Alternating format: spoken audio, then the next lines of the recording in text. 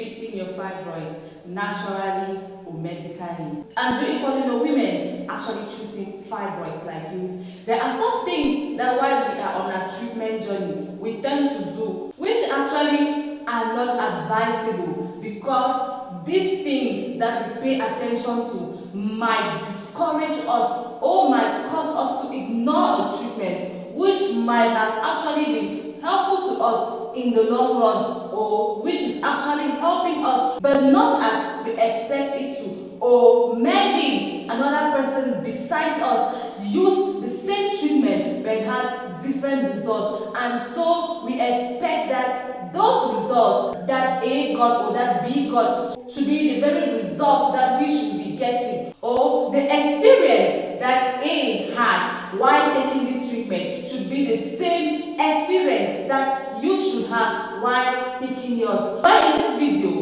we are going to be talking about those things you should ignore while taking your treatment, because they actually cause more harm than good while we take our treatment. Welcome to Health with Marilyn. I am Dika Marilyn, and today we are going to be talking about questions you should stop asking while you take your treatment for fibroids, while you try to shrink your fibroids. This is because these questions aren't really helpful. They have really been known not to really help patients while they take their treatment. This is because our bodies are different. What might have caused the development of fibroid in me is not what might have caused the development of fibroids in you. Our hormones are different. The quantity of estrogen in our system is not the same. So you should stop asking certain questions and focus on your treatment. And the first question is how long a particular patient took to heal, or how long a treatment works for a particular patient. This is because patients have different hormones. The way my hormones react to a particular treatment or to particular components coming into my system might not be the same way your own body would be reacting to those components or to that treatment coming into your system. It might be because of the things I consume, the food I might be eating. Maybe I eat a lot of junk food and you don't eat junk food. And because I eat junk food, my treatment might take a longer period, because shrinking fibroid goes hand in hand with diet. It goes hand in hand with what we eat. While taking your treatment, you have to watch what you take, because what you take either helps the medication you are taking to fight that estrogen in you, to suppress the estrogen, or it encourages the estrogen in you to increase the more, and thus making the treatment to take a longer period. The reason why a patient might take 6 months for a particular treatment, another 4 months, another even a year, as long as the fibroids are shrinking, you should continue with your treatment. Don't begin to look at the fact that the treatment took a longer period in A, it took a shorter period in B. Why is mine different? Does it mean that the treatment is not really working in me or what? That should not be your worry.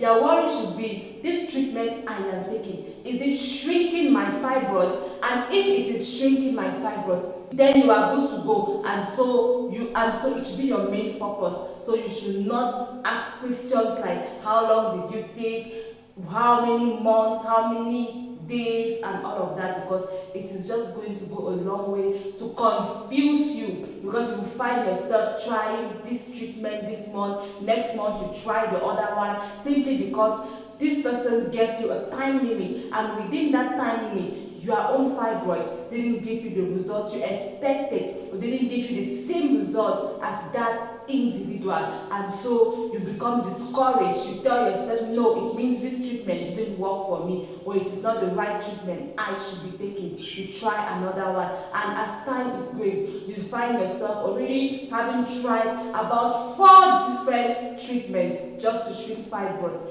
but still not having the results that you require. So focus on your treatment, focus on your monthly echography, focus on your visit with your gynecologist and shrink your fibroids. The second question you should not be asking while you are treating fibroids is, were you able to conceive while shrinking fibroids? Were you not able to conceive and all of that? Actually, this question is not a bad question per se, but then we all have different bodies. Our bodies respond to treatment differently. While having fibroids, we conceive, even right up to 4-5 children. You, while having fibroids, will not conceive even just a pregnancy before saying having miscarriage, while another person would conceive but will always have miscarriages. This is because, first of all, fibroids in us take different positions in different individuals. Others develop fibroids around the womb, others inside the womb, others around the uterine lining. So, because of the different positions of our fibroid, it means that the fibroid is going to affect fertility and childbearing in us differently. So while you spend your time asking A, were you able to conceive? Asking B, how did you conceive? Asking C, how did you get a miscarriage? Or why did you not get a miscarriage? Focus on your body. Check the position of your fibroid. Where your fibroid is located, your gynecologist should be able to tell you if you can conceive with it in that location. If it is better to get it treated before trying to conceive, or if it is better for you to conceive and have all your babies first before they try to see if it can be removed through surgery, or if you can concentrate on a natural remedy to shrink your fibroids. Stop comparing your body with that of another person. Stop looking at the fact that this lady with 4 fibroids in her have a baby. This lady with just 1 fibroid in her has been able to get pregnant. What about me? Because when you do that, you tend to put your womb at risk with lots and lots of miscarriages that you will be having. That is, if the position of your fibroid isn't permitting a baby to grow in your womb, isn't permitting fertilization to occur in your womb, then you should rather focus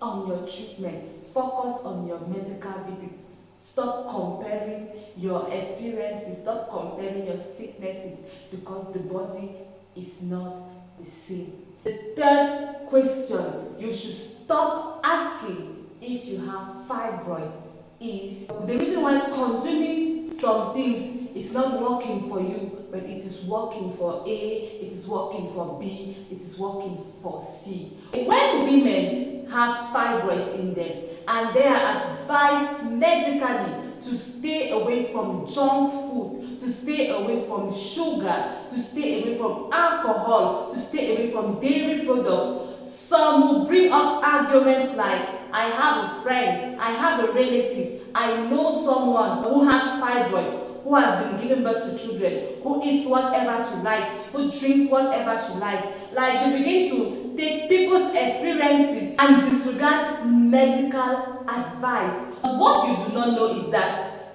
the gynecologist giving you this advice have checked your hormones, have checked your level of estrogen production, have checked how this junk food, how these dairy products, how red meat, how alcohol is influencing the production of estrogen in you. It might be more than the other people that you are seeing or that you are trying to compare your lifestyle with them. The amount of estrogen produced in you due to the things you consume might be so much that you need to stop, that you have to stay away from these things. So please, instead of comparing yourself and saying, this person is drinking this, I will drink it too. This person is eating this, I will eat it too. Follow medical advice and stay away from junk food. stay away from alcohol, stay away from sugar, stay away from processed food, from additives, and get your healing. Your interest should be your body. Your interest should be how your body responds to treatment. Your interest should be what you can do to ameliorate your treatment, to heal more faster than you can. It shouldn't be what A is doing that is working or not working for them, what B is doing that is working or not working for them. You don't have the same body. You have different hormones, and because your hormones are different, they will respond to things in your body differently. The level of estrogen that is produced in your body is not the same as that of your friend, that of your relative, that of other patients that you meet in the hospital or during your treatment journey. So focus on that treatment that is working for you, and always go for your monthly echography, go for your monthly checkups with your gynecologist, and get yourself treated. That's that for today's video, guys.